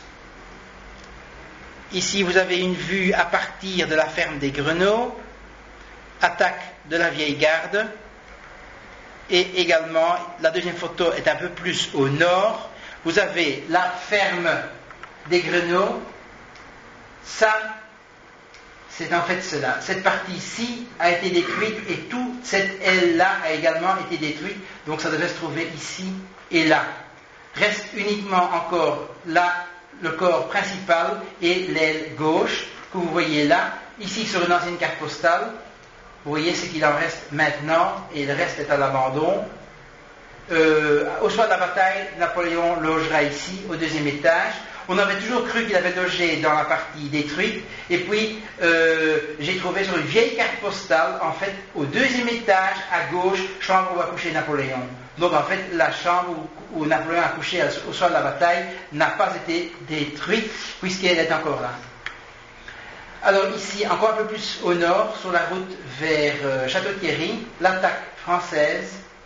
Après la bataille, évidemment, de nombreuses pertes, de nombreux blessés qui seront soignés ici, au couvent de Montléon, où il y a une plaque à un des grands hommes de l'épopée impériale, qui est le baron Larrey, qui avait donc mis ici son hôpital de campagne. Prochaine bataille, plus une poursuite, Château-Thierry. Vous voyez, si vous comparez le nombre des hommes, plus ou moins la même chose. Mais par contre, les pertes sont sensiblement plus importantes. Mais hélas, le but était que MacDonald ferme la porte derrière Blücher, derrière York, qu'il occupe Château-Thierry, et toute cette partie-là du premier corps prussien aurait été prise au piège. Malheureusement, il n'obéit pas avec assez de rapidité, et Napoléon aura beau pousser les Alliés successivement de leurs différentes lignes de défense en faisant contourner par sa cavalerie. À Château-Thierry même, la porte n'est pas fermée parce que MacDonald est trop loin, et les Alliés vont pouvoir se réfugier de l'autre côté et vont brûler les ponts, et donc la victoire sera nette mais ne sera pas complète. Ici le début des attaques françaises qui vont attaquer du sud vers le nord. D'un village à l'autre, les gardes d'honneur vont s'illustrer. On passe d'un village à l'autre pour arriver aux portes de Château-Thierry. Bon, nous avons vu Champaubert, Montmirail, Marchais, Château-Thierry. La Marne est franchie, mais Napoléon doit attendre le génie, en fait les marins qui vont construire des ponts de bateaux, mais pendant ce temps-là, les Alliés ont déjà, en plus de la Marne, franchi l'Ourcq, bien plus au nord, donc ça ne sert à rien de les poursuivre. Que fait Napoléon? Il fait 180 degrés et il marche vers ceux qui arrivent dans son dos. En fait, c'est les troupes de Blücher, le restant des troupes de Blücher, qui ne s'y attendent absolument pas, et il va les frapper. Ce sera la victoire de Vauchamp, et là également, ça va être une bataille avec des phases successives, et les Prussiens vont être entièrement dépassés. Napoléon a réussi à rassembler plus de troupes, en plus, bon nombre de soldats de la vieille garde sont là, et Blücher est battu. Une partie de ces troupes sont oubliées ici, dans la ferme de Serchamps. Ils vont résister pendant des heures, et puis ils vont devoir capituler. Mais vous voyez que c'est presque un fortin, je ne dis pas imprenable, mais ça a quand même quelques points communs avec le grenier d'abondance d'Essling, à part les fenêtres, et il est un peu plus modeste quand même. Bataille de Vauchamp vont s'illustrer les chevaux légers lanciers polonais de la garde impériale, ce beau petit monument. Et alors, bilan, 10-14 février, toutes les opérations contre l'armée de Silésie que nous venons de voir. En 5 jours et 4 batailles, l'empereur cause plus de 20 000 pertes à l'ennemi, mais celui-ci reçoit le corps de Wintzingerode, 30 000 hommes. Donc finalement, ces 4 victoires n'ont servi strictement à rien, parce qu'il a encore plus de 10 000 hommes de plus en face de lui. 17 février, il y a une rencontre à Châtillon, mais les affaires continuent. Voilà la carte que nous avons déjà vue. Nous avons vu toutes ces batailles ici. L'armée de Silésie, de Blücher, est défaite. Elle aura besoin de plusieurs jours ou semaines pour se refaire. Elle devra attendre des renforts. Blücher lui-même, et il paraît que ça n'a jamais été dit pendant longtemps, et seulement il y a quelque temps, un historien allemand a découvert que Blücher a eu une très forte dépression. Il a complètement laissé tomber. Il ne s'est plus occupé des affaires, mais heureusement pour les Prussiens, c'est Gneisenau, son chef d'état-major, qui maintiendra la cohésion des troupes prussiennes pendant le temps nécessaire à Blücher pour se remettre. Alors, après avoir battu l'armée de Silésie, Napoléon va se retourner contre l'armée de Bohême, qui progresse au sud, ici, Nangis, et puis Montereau. Une partie de l'armée de Schwarzenberg a déjà franchi la Seine, mais va devoir à ce moment-là, à Montereau, après avoir franchi la Seine, va être surpris et va devoir combattre dos à la rivière. Entre-temps, il y aura eu la bataille de Mormant. L'avant-garde de l'armée de Bohême se voit infliger une sévère défaite. Et le lendemain, c'est la bataille de Montereau. Les Wurtembergeois vont combattre dos à la Seine ici. Montereau, Faux, Yonne, c'est le lieu où Lyon tombe dans la Seine. Lyon qui vient d'ici. Les Français arrivent de là, les Wurtembergeois sont ici, dos à la rivière. leurs renforts sont là, mais ce ne sera pas une question d'amener des renforts, mais bien de pouvoir sauvegarder ceux qui sont du mauvais côté de la rivière. L'infanterie arrive par ici, la cavalerie de Pajol arrive par là, il y a de furieux combats. En fait, ici, si vous voyez, c'est un promontoire qui domine tout à fait les deux fleuves. C'est les hauteurs de Surville. Le château de Surville a été détruit, malheureusement, longtemps après 1814. L'infanterie, la cavalerie, l'a vue à partir des hauteurs de Surville, et c'est là qu'a eu lieu le fameux épisode où Napoléon dit ne craignez rien, mes amis, le boulet qui doit me tuer n'est pas encore fondu, et il prend lui-même le commandement d'une batterie d'artillerie qui n'agissait pas bien à son goût.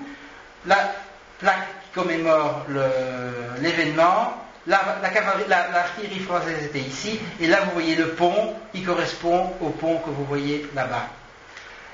Sur la partie ouest, il y aura d'une part les gendarmes qui vont brillamment combattre, et également il y aura donc la cavalerie de Pajol, et vous voyez ici le bas-relief du monument que nous allons voir tout à l'heure, monument d'ailleurs qui sera fait par le fils du général Pajol. Également Bertrand va s'illustrer, Bertrand qui a droit à une statue maintenant à cet endroit-là, toute récente.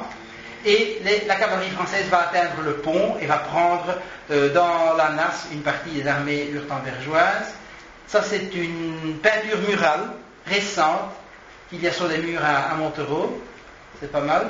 La fameuse statue. Donc, vous voyez les hauteurs de Surville.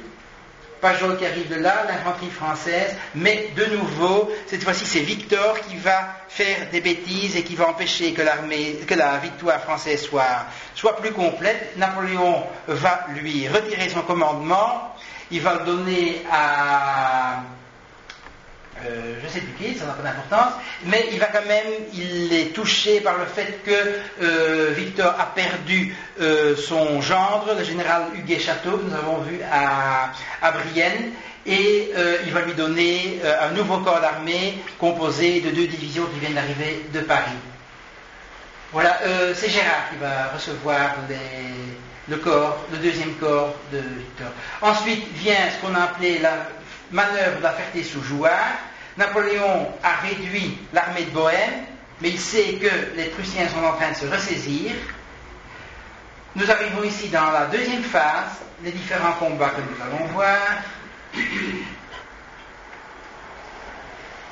Pendant ce temps-là, du 24 au 28, il y a les pourparlers de Lusigny-sur-Barse qui ne sont pas des négociations sur les frontières, mais qui sont des pourparlers pour un cessez-le-feu. Ça ne va aboutir à rien.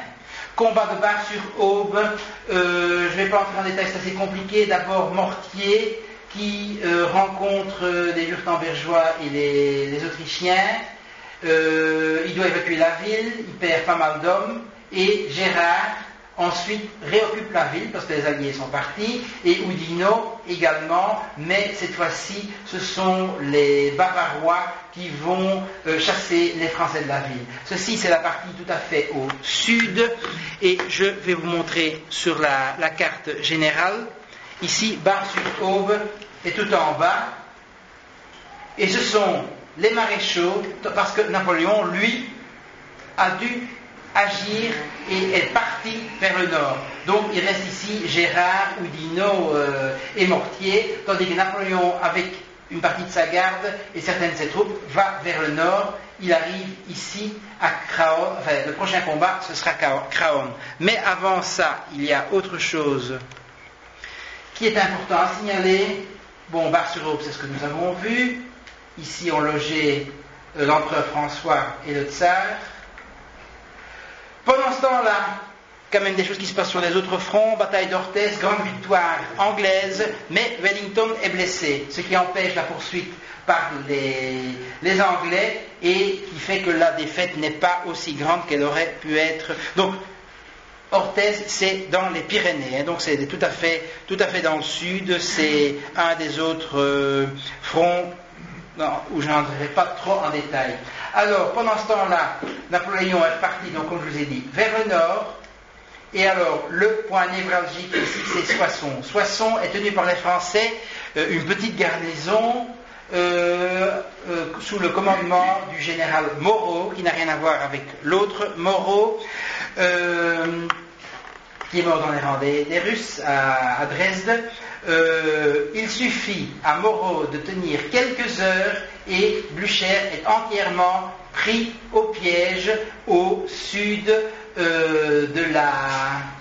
je ne dis pas de bêtises, c'est la Marne, et à ce moment-là, ça pourrait très bien se terminer pour Napoléon. Mais Moreau se laisse intimider par les Prussiens qui lui disent: si vous quittez la ville, vous pouvez emporter votre artillerie. Lui est tout content, il peut emporter son artillerie. Une douzaine de canons qui n'ont aucune valeur. Par contre, Blücher prend Soissons, franchit la Marne et peut échapper au piège de Napoléon. C'était une des plus belles occasions pour Napoléon pour remporter la victoire, ou au moins acquérir des positions plus favorables au moment des négociations. Bon, qu'est-ce qu'il va faire? Il ne sait pas aller par là parce que Blücher occupe Soissons. Il va passer ici par Berry-au-Bac. Il va envoyer sa cavalerie qui va tout balayer. Petit combat de Laubressel, enfin petit combat. MacDonald, ce n'est pas donc Napoléon. Laubressel est du côté à quelques kilomètres de Troyes, donc c'est un des maréchaux qui combat seul contre Schwarzenberg pendant que Napoléon combat Blücher au nord, et les Français vont bien se comporter mais vont quand même être battus. Ici sur cette carte c'est une erreur, ce ne sont pas les Württembergeois mais ce sont les Bavarois, et Wittgenstein ce sont les Russes. Cette carte-là sont en fait extraites, et ça je vous le signale parce que ça vaut vraiment la peine. Le parc naturel de la forêt d'Orient a installé dans l'Aube 25 bornes ou stèles, qu'on appelle des stèles pupitres, parce qu'en fait ce sont des grands blocs, et à ces 25 endroits essentiels de la campagne de 1814, mais tous dans l'Aube, donc il n'y aura rien à Reims ou à Nantes. Il y a des cartes avec l'explication de ce qui s'est passé à cet endroit-là. Je crois que c'est une excellente initiative, et en plus ça fait un petit circuit très agréable à faire en voiture pour aller sur les endroits. Donc ici il y a une petite erreur, mais enfin bon. Les photos que je vais vous montrer, une est prise ici, Laubressel, et l'autre est prise dans ce sens-là, à Bourenton. Alors ici, vous avez le célèbre tableau de Langlois, qui a été entièrement disséqué par M. Patine, ici présent. Donc je ne peux que vous renvoyer à cet article de Empire et Gloire qui est consacré à l'analyse de ce tableau. Vous voyez le colonel Sourd à la tête du 20e chasseur à cheval, et ici vous aviez le général Rothenbourg qui commande une unité de la garde, et vous voyez très bien, la seule différence, c'est, vous voyez, le chevet de l'église, mais la perspective est différente parce que le peintre a installé en fait en imagination son chevalet en hauteur. Évidemment, moi je ne peux pas faire de même avec mon appareil. Vous voyez à l'arrière-plan ici Bourenton qu'on verra tout à l'heure, et là-bas, dans la lumière, vous avez Troyes. Donc c'est tout près de Troyes. Ici, vous avez Troyes. Alors, ici, Bourenton, les Bavarois attaquent par là, et les Russes attaquent par là. Thénelière, pourquoi est-ce que je vous montre cette église? Tout simplement à cause de ces petites taches rouges que vous voyez là, et là, et qui ne sont rien d'autre que des balles et des biscayens d'il y a 200 ans, qui sont encore maintenant incrustés dans la pierre calcaire très tendre des églises de Champagne, et qui rouillent au fur et à mesure. C'est quand même un témoin tout à fait émouvant de ces batailles qu'on trouve encore près de 200 ans plus tard. Alors, la manœuvre de Laon, Napoléon, et en fait,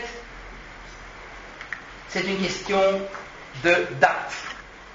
On a vu que l'expiration de l'ultimatum ou des possibilités de négociation, des possibilités pour accepter les conditions décoalisées, c'est le 10 mars. Donc Napoléon doit absolument forcer la victoire sur le terrain, la situation sur le terrain, pour pouvoir obtenir des conditions de négociation plus favorables.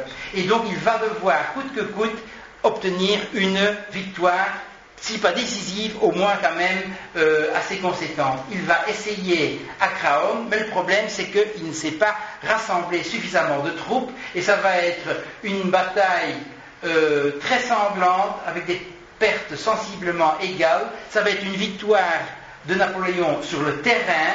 Il va repousser, il va balayer les Russes, mais il ne va pas pouvoir les coincer, et la victoire n'est donc pas définitive. 8 mars, traité de Chaumont, traité d'alliance antidaté au 1er mars. La Russie, l'Autriche, la Prusse, le Royaume-Uni s'engagent à tenir en campagne une armée active de 150 000 hommes et à ne tenir aucune négociation séparée avec l'ennemi commun. En plus, les Anglais promettent de continuer à payer comme ils le font depuis près de 20 ans. Eh bien, pour les punir, le 8 mars, Bergen-op-Zoom, pour une raison pas tout à fait évidente, Graham, qui n'est pourtant pas un mauvais général, attaque la ville tenue par un illustre inconnu, Bizanet, et donc c'est un plan ancien de Bergen-op-Zoom, et ça va être une très sérieuse défaite britannique parce qu'ils ne vont pas réussir à prendre la ville, et en plus, quand ils vont être repliés, ils vont être complètement coincés par la montée de la marée, et ils vont devoir quasiment tous se rendre. Les Anglais ont 400 tués, dont 2 généraux, 500 blessés, 1600 prisonniers, ils perdent 4 drapeaux. Mais évidemment, c'est un front tout à fait secondaire et ça ne jouera pas vraiment.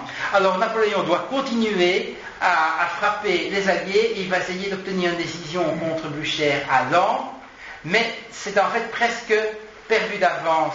Il va essayer d'attaquer Ney et de ce côté-ci avec mortier. Et également ici, du côté d'Arty, c'est Marmont qui arrive d'assez loin. Ces troupes vont devoir marcher pendant 8 heures, combattre pendant 4 heures, et la bataille au soir du 9 n'est pas vraiment décisive. Mais Napoléon n'a absolument pas réussi à forcer la décision, et il y a une raison à ça. Et bon, je mets l'accent toujours sur cette date butoir du 10 mars, on est le 9 mars. Et la raison, c'est tout simplement que Napoléon se trouve avec 30 000 hommes et il a face à lui 100 000 hommes. Donc, obtenir la décision, c'est tout à fait illusoire. Il aura de terribles pertes, 4 000 tués et blessés, 3 500 prisonniers, contre seulement... Il va perdre 45 canons, quand même terrible. Et alors, surtout, par la négligence de Marmont, dans ce qu'on a appelé le hurrah. Le hurrah, c'est seulement une charge de cavalerie pour les Russes ou pour les Prussiens. Le hurrah d'Atti, ici, donc, je vous ai dit, les troupes de Marmont ont marché pendant 8 heures, ont combattu pendant 4 heures, ils sont épuisés, déjà c'est pas des troupes d'élite, et qu'est-ce qu'ils vont faire? Ils vont s'installer, ils vont tomber morts de fatigue, ils vont installer leur feu de bivouac, où ils sont. Marmont, lui, il se dit quand même que dormir comme ça, on est au mois de mars, c'est pas très confortable pour un maréchal de l'Empire. Il abandonne ses hommes, il va à 55 km de là, dormir dans un château. Il ne donne aucune consigne, rien. Prussiens, ils ne sont pas de guerre non plus, qu'est-ce qu'ils font? Ils voient tous ces feux de bivouac, ils disent c'est quoi? Ils envoient des troupes de cavalerie, ils foncent, conclusion, 3000 fantassins, 1200 cavaliers, 40 canons et 32 caissons sont capturés. Ça c'est le hurrah d'Atti. Évidemment pas de hurrah pour Napoléon. Et là les Alliés se disent, cette fois-ci on l'a bien eu, mais alors pourquoi ne forcent-ils pas leur avantage? Eh bien non, de nouveau ils disent Napoléon là, on va être prudent. Mais bon, Saint-Priest, qui est un émigré français, donc un noble français qui a quitté au moment de la Révolution et qui s'est mis au service de la Russie, appartient au corps de Langeron, qui est également un émigré français, il avance, et il va se faire prendre, il tient Reims, il va se faire prendre au piège, et ce sera la bataille de Reims, qui est fortement mise en exergue par les historiens français, et dont les historiens alliés ne parlent quasiment pas, c'est assez bizarre. Et ce sera ici, ce tableau s'appelle Les derniers trophées. Ici, vous avez un autre tableau, un dessin de Victor Huin, la charge des gardes d'honneur. Bataille de Reims, ici, c'est de Jacques Girbal. La mort du comte de Belmont-Briançon, qui appartenait aux gardes d'honneur et dont la tombe existe encore au cimetière de Reims. Bataille de Reims, plusieurs monuments français, l'emplacement où Napoléon se trouvait, à la montagne Saint-Pierre et à la Hobette. Napoléon a remporté la victoire à Reims, il va laisser certaines de ses troupes, c'est-à-dire Marmont et Mortier, à Reims, et lui, pendant ce temps-là, il va descendre pour essayer, c'est toujours la même chose, du nord vers le sud, pour cette fois-ci battre Schwarzenberg. Il va aller jusque-là, il va les rencontrer à Arcis-sur-Aube. Évidemment, le 19, il y a encore quelques discussions, mais c'est fini. On ne négocie plus, parce que les Alliés voient bien que ça tourne quand même pas trop mal pour eux. Et alors, vous avez la succession des catastrophes. Arcis-sur-Aube, ici. Blacy, la Cense de Blacy, qui est une petite ferme perdue, in the middle of nowhere, vraiment, près de Vitry-le-François.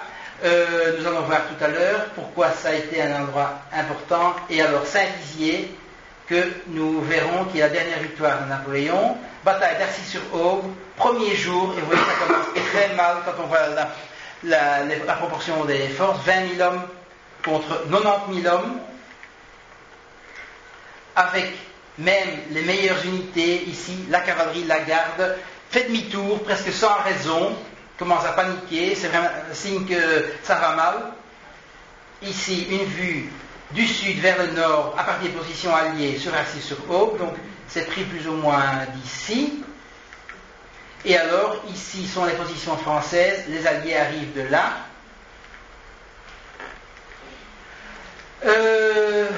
Voilà une autre carte de la même bataille. Ney est sur le flanc gauche français, la garde Napoléon est au milieu, quelques renforts français arrivent, et pendant ce temps-là, il y a beaucoup plus de renforts alliés qui vont arriver. Le deuxième jour, 27 000 hommes, mais 100 000 hommes du côté allié. Deuxième jour, et vous voyez ici, cette fois-ci, c'est Napoléon qui doit combattre le dos à la rivière, qui est en l'occurrence l'Aube, ici, et évidemment, ça ne peut pas tourner bien, ici, il n'est même pas manœuvré, donc il n'y a rien à faire. Vous voyez ici, les Français sont coincés.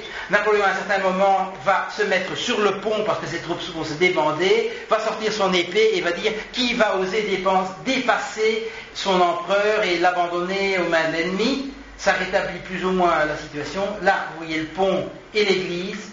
Vous voyez le pont moderne et l'église. Le pont et l'église est là. Et alors, à tel point, je vous dis que la garde commence à affaiblir. À un certain moment, il y a une panique.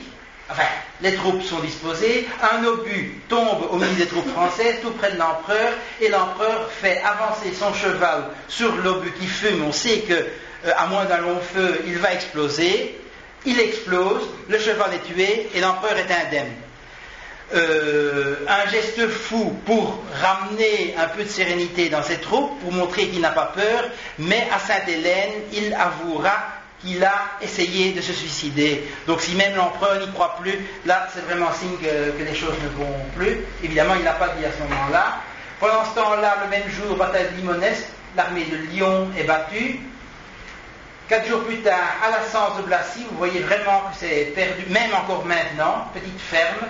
Les Alliés y tiennent un conseil des guerres et décident, maintenant c'est fini, on ne va plus hésiter, on marche sur Paris, quoi qu'il advienne, quoi qu'il arrive, quoi que Napoléon fasse. Napoléon ne sait plus rien, n'a plus rien, n'a plus d'atout. Qu'est-ce qu'il va faire? Il va essayer de marcher sur les arrières de l'ennemi pour les couper de leur base, mais comme les Alliés vont se retrouver à Paris, ça ne va absolument rien faire. Une partie des troupes va encore combattre ici à Fère-Champenois, ça va être une autre catastrophe. Mortier et MacDonald, une partie de l'armée de MacDonald va être battue. J'attire votre attention sur les 2 divisions de gardes nationaux de Pacto et d'Amé, parce que ça va entrer dans la légende. Il y a en fait 2 batailles de Fère-Champenoise, celle avec les troupes de Mortier et de Marmont qui vont être battus, mais qui vont pouvoir se replier en ordre, et en même temps les deux divisions de gardes nationaux qui, en fait, proviennent du corps de MacDonald, mais qui ont été séparés de leur corps. Donc ils sont un peu perdus, ils ne savent pas rejoindre leur corps. On leur dit, il y a plein de voitures, donc des chariots, ils ne peuvent pas tomber, il y a des canons aussi je crois, ils ne peuvent pas tomber aux mains de l'ennemi, vous allez les accompagner et vous allez les emmener à l'arrière. Mais mal leur en prend, ils vont se retrouver derrière les troupes ennemies, vont être, ça fait environ deux divisions, ça fait environ 6000 hommes, ils vont être attaqués par la cavalerie ennemie, puis les Russes vont mettre leurs canons, comme ils sont attaqués par la cavalerie, ils se mettent en carré. C'est des gardes nationaux, donc déjà former le carré est une des choses les plus difficiles, les manœuvres les plus difficiles pour une unité, il faut quand même y parvenir. Et puis à ce moment-là, le carré est la formation la plus vulnérable au canon, évidemment. Donc, ils vont partir 6000 en 5 carrés. Ils vont progresser, parce qu'en plus c'est difficile de former un carré, mais manœuvrer et se déplacer avec des carrés, c'est même pas prévu. Enfin, on peut le faire, mais c'est très difficile. Donc, ils vont perdre des effectifs en cours de route de plus en plus, et puis finalement il y en a des 6500 qui vont réussir. Donc ici le chemin parcouru à l'aller et pour aller chercher les chariots, et puis au retour ils vont être attaqués, et il y en a 500 qui vont réussir à s'échapper, comme les Russes d'Ossofiev tout à l'heure, dans les marais, mais qui cette fois sont bien plus grands. C'est les marais de Saint-Gon qui joueront un rôle très important au moment de la bataille de la Marne en 1914. Bon, vous voyez la plaine, peut-être que les carrés peuvent manœuvrer, mais il n'y a absolument aucun endroit pour se réfugier, il n'y a pas de forêt, il n'y a pas de bois. Alors ici, un tableau pas tellement connu, mais très symbolique, qui représente soi-disant le curé de Cézanne. Le curé de Cézanne n'était pas là. Les gardes nationaux, ils ont de très beaux uniformes par rapport à ce que ça devait sans doute être à l'époque. Mais enfin bon, c'est plus symbolique, parce qu'effectivement, à ce moment-là, je crois qu'il n'y a plus que le ciel qui pourra encore sauver la situation de l'armée française. Napoléon joue le tout pour le tout, et il va faire la manœuvre de Saint-Dizier pour essayer de couper les arrières de l'ennemi. Il va battre Vinding Road, va faire 2000 prisonniers, prendre 18 canons, mais c'est le champ de signe parce qu'en même temps, les Alliés se retrouvent à Paris, et vous avez ici presque tout le monde s'est rassemblé pour battre l'armée française commandée par le frère Joseph, qui n'est pas un foudre de guerre. Il y a quelques maréchaux, Mortier est là, Moncey est là également. Mais là, je ne vais pas entrer en détail, c'est une autre bataille, il n'y a pas tellement à voir. Elle ne va pas durer longtemps parce que ça va être la fin avant d'avoir commencé. Quartier général de Joseph. Juste une petite chose ici, la fameuse plaque que vous avez peut-être vue si vous êtes passé place du Tertre, qui est tout à fait une légende, parce que le mot bistrot, qui veut dire vite, soi-disant les Cosaques arrivent, tapent sur le comptoir et disent bistrot, servez-nous vite, mais c'est tout à fait faux, parce que le mot bistrot est arrivé dans la langue française vers 1880-1890. Il n'y a aucun autre exemple, il n'y a aucune raison logique que ce mot soit resté comme non utilisé pendant 70 ans pour subitement être utilisé. En fait, bistrot, c'est une déformation de bistouille pour dire donc une boisson qui n'est pas très fameuse. Et c'est plutôt de là que ça vient, donc ceci est tout à fait une légende. Le fameux tableau d'Horace Vernet, Moncey à la barrière de Clichy. Vous voyez ici les portes, en fait, les barrières d'octroi que vous voyez ici. Et vous voyez le même endroit maintenant, le bâtiment là, qui se trouvait là, la barrière, et alors la statue de Moncey, qui est en restauration pour le moment, et en transformation comme toute la place Clichy. Napoléon, le midi, est encore à Sens, il arrive d'Ardard, parce qu'il apprend, il veut organiser la défense de Paris, mais à Juvisy, à 23h30, le 30 avril, il apprend la capitulation de Paris, et le lendemain, les souverains alliés entrent dans Paris. Pourtant, il y a encore des combats, évidemment, avant que les nouvelles arrivent partout. À Courtrai, Zwevegem, Maison réussit à battre des Saxons, une seule intervention des Saxons dans cette campagne. 2 avril à Vorep, et puis le 10 avril, fin du siège de Glogau. 6 avril, c'est l'abdication de l'empereur à Fontainebleau, c'est là qu'il a signé. 10 avril, bataille de Toulouse, évidemment. À Toulouse, on n'a pas encore appris la nouvelle. Les Anglais sont plus ou moins repoussés, mais en même temps, Soult abandonne le terrain, donc difficile de dire qui a gagné, sans doute plutôt les Anglais. Le 11, traité de Fontainebleau, 3 articles importants. Napoléon garde son titre pour sa vie, mais il est exilé à l'île d'Elbe, mais en revanche, il doit recevoir un revenu annuel de 2 millions de francs payé par la France, qui ne payera jamais. Ça, d'une part, parce qu'il n'y a aucun moyen de subsistance, il a quand même une toute petite armée, il a une ville, une île à faire vivre, sans aucune rentrée, c'est impossible. En plus, il y aura des soupçons très nets que les Alliés à Vienne, au congrès de Vienne, veulent décider de l'exiler à Sainte-Hélène, et c'est ces deux facteurs-là qui vont le pousser à jouer le tout pour le tout et de faire les 100 jours. Alors les suites, les différents sièges se terminent. Belfort, Bayonne, Huningue, qui a commencé comme première ville assiégée en France le 22 décembre 13, Besançon, Bayonne, Würzburg, Anvers, 4 mai, Mayence, dont on a parlé, Wesel, Hambourg, Magdebourg, sur ordre de Louis XVIII, Davout, remet Hambourg aux Alliés. Le 20 avril, ce sont les adieux dans la cour du château de Fontainebleau. Napoléon, après, doit aller à l'île d'Elbe, et en passant par la vallée du Rhône, qui est fort royaliste, il devra endosser cet uniforme autrichien, de général autrichien, uniforme qui est conservé au Heeresgeschichtliches Museum de Vienne, pour ne pas être lynché. Il est donc là, soi-disant en tant que général autrichien, et il échappe à la foule. Le congrès de Vienne, notez qu'il se termine avant Waterloo. En grande ligne, les changements, ça c'est la France en l'Europe en 1810, l'Europe en 1815.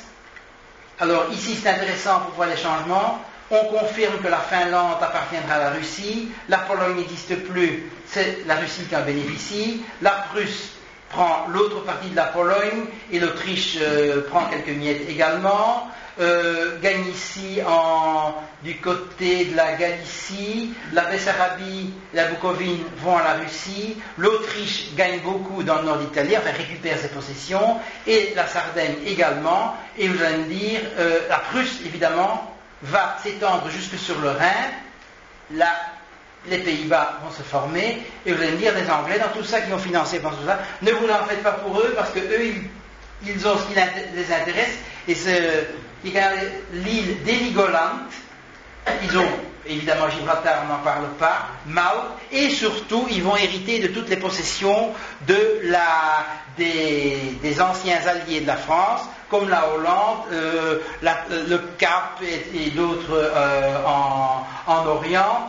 Donc les Anglais s'en tirent très bien. Les Hollandais, Guillaume, il n'a pas tellement envie de protester parce qu'on lui prend les possessions et les colonies hollandaises, parce qu'il voudrait bien être reconnu, et il sera reconnu comme roi de Hollande. Donc finalement il se dit qu'il n'y perd pas trop. Et alors l'épilogue, évidemment, ça vous connaissez tous. Voilà. Merci.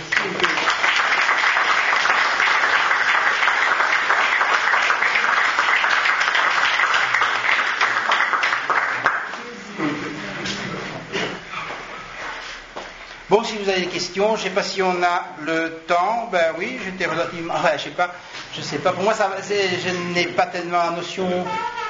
Quelqu'un a envie de faire commentaire ou question, c'est comme vous voulez.